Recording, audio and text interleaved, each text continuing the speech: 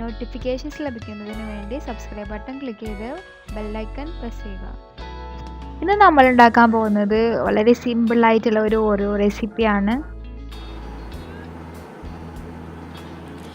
ഇവിടെ ഞാൻ 11 ഓറിയോ ബിസ്ക്കറ്റാണ് എടുത്തിട്ടുള്ളത്.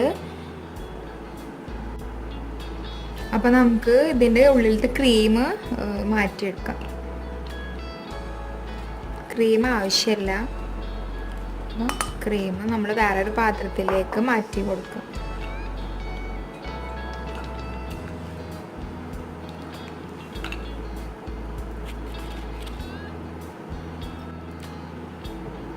അപ്പോൾ നമ്മളുടെ ക്രീം ഇതിൽ നിന്ന് റിമൂവ് ചെയ്തിട്ടുണ്ട്. ഇനി നമുക്ക് ഒരു ഗ്രൈൻഡറിൽ ഇട്ടിട്ട് പൊടിച്ചെടുക്കണം. അപ്പോൾ നമ്മൾ ക്രീം കളഞ്ഞിട്ടുള്ള ബിസ്ക്കറ്റ്, ഓറിയോ ബിസ്ക്കറ്റ് ഗ്രൈൻഡറിൽ ഇട്ട് കൊടുക്കുക. എന്നിട്ടൊന്ന് നന്നായി പൊടിച്ചെടുക്കുക.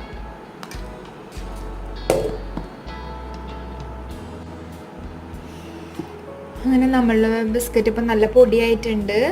അപ്പോൾ ഇത് നമ്മളൊരു പാത്രത്തിലേക്ക് മാറ്റിയിട്ട് കൊടുക്കുക.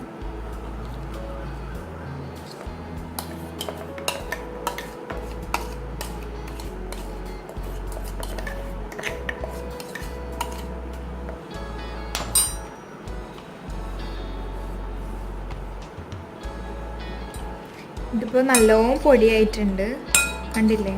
നല്ലോണം പൊടിഞ്ഞിട്ടുണ്ട്. ഇതുപോലെ പൊടിച്ചെടുക്കണം. അടുത്തതായിട്ട് നമ്മൾ ഇതിലോട്ട് അല്പം പാൽ ഒഴിച്ച് കൊടുക്കുക. എന്നിട്ട് ഇതൊന്ന് നന്നായി മിക്സ് ചെയ്യുക.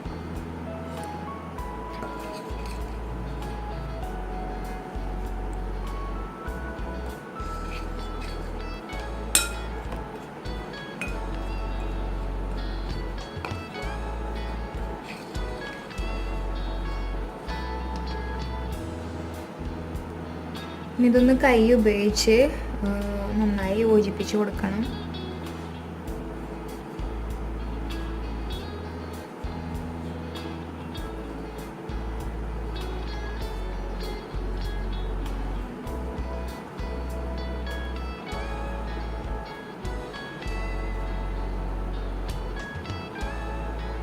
ഒരു മാവ് പരുവത്തിലാക്കിയിട്ട് എടുക്കണം. അങ്ങനെ നമ്മളുടെ ഓറിയോൻ്റെ ഡോപ്പ് ശരിയായിട്ടുണ്ട്. കണ്ടോ? നല്ല ഓയില് പോലെയാണ് കാണുമ്പോൾ ഉള്ളത്. ഇതിൽ ഞാൻ വേറെ എക്സ്ട്രാ ഒന്നും ചേർത്തിട്ടൊന്നുമില്ല. ഇതാ ഓറിയോ ബിസ്ക്കറ്റിൻ്റെ ഒരു സ്ട്രക്ചറാണത്. ഇനി ഈ മാവ് ഉപയോഗിച്ചിട്ട് നമ്മൾ കുഞ്ഞു ബോൾസ് ഉണ്ടാക്കണം.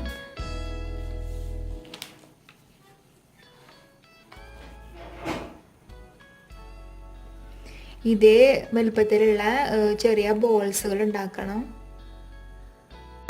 അങ്ങനെ നമ്മളുടെ ഓറിയോൻ്റെ ഡോ വെച്ചിട്ട് നമ്മൾ ബോൾസ് ഉണ്ടാക്കിയിട്ടുണ്ട്. ഇനി ഇതൊരു 15 മിനിറ്റോളം നമ്മൾ ഫ്രിഡ്ജിൽ വെച്ചിട്ട് ഒന്ന് തണുപ്പിച്ചെടുക്കണം.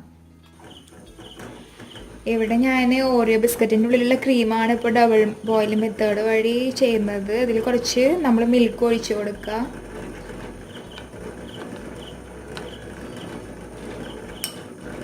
അപ്പം അത് മെൽറ്റ് ആവുന്നുണ്ട്. ഇത് സ്ട്രോബെറിയുടെ ക്രീമായിരുന്നു. ഇതിലോട്ട് നമ്മളൊരു ടീസ്പൂൺ പാൽപ്പൊടി ചേർത്ത് കൊടുക്കുക. അതിൻ്റെ കൺസിസ്റ്റൻസി കുറവായതുകൊണ്ടാണ്. ഇപ്പോൾ ഒന്ന് തിക്കാവുന്നുണ്ട്.